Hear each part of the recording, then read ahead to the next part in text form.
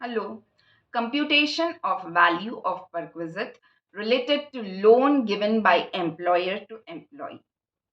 Employer के द्वारा employ को यदि लोन दिया जाता है और उस पे यदि इंटरेस्ट चार्ज नहीं किया जाता है तो परक्विजिट की वैल्यू क्या रहेगी, और यदि इंटरेस्ट चार्ज किया जाता है लेकिन कंसेशनल रेट पे चार्ज किया जाता है तो what will be the value of perquisite.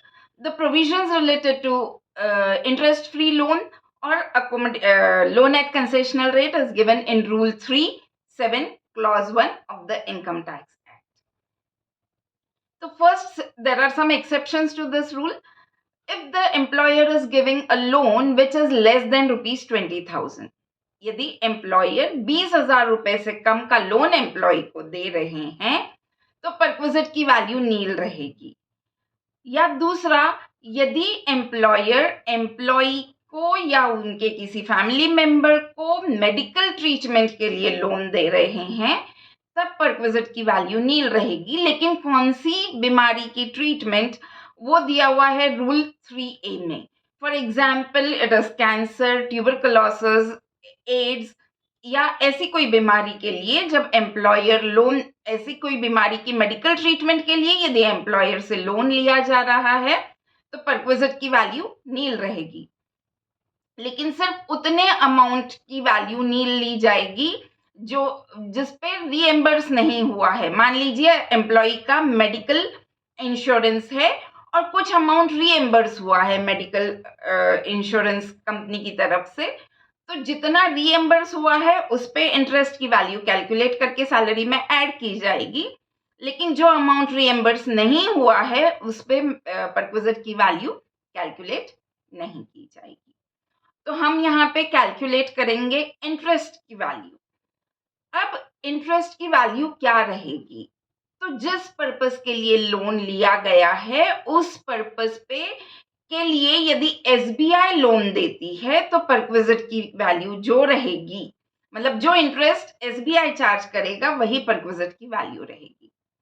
If you are purchasing, if you are taking a loan to purchase a vehicle and you take the loan from SBI and suppose SBI charges 10% interest, then the value of perquisite will be 10% of the amount of the loan.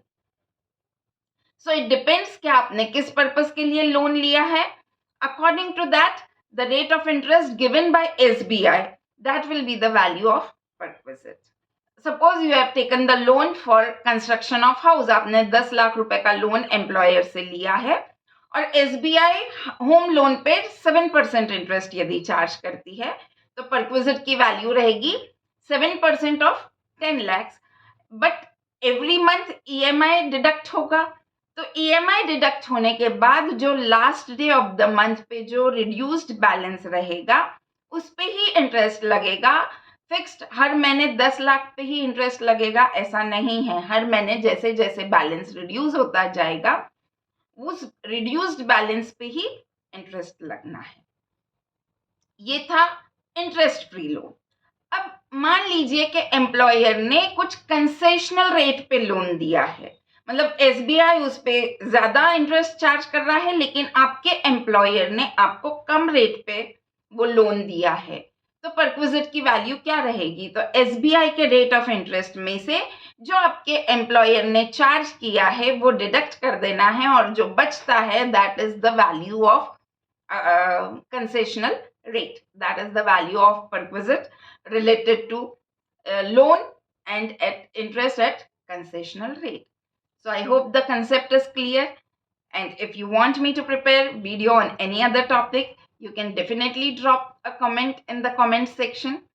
Just type in that what will be the interest charged, what will be the value of interest or what will be the value of perquisite when the employer is charging interest at the rate of 2% and SBI is charging interest for the same purpose at the rate of 10%. So what will be the value of perquisite to the employee? Comment करके जरूर बताइएगा.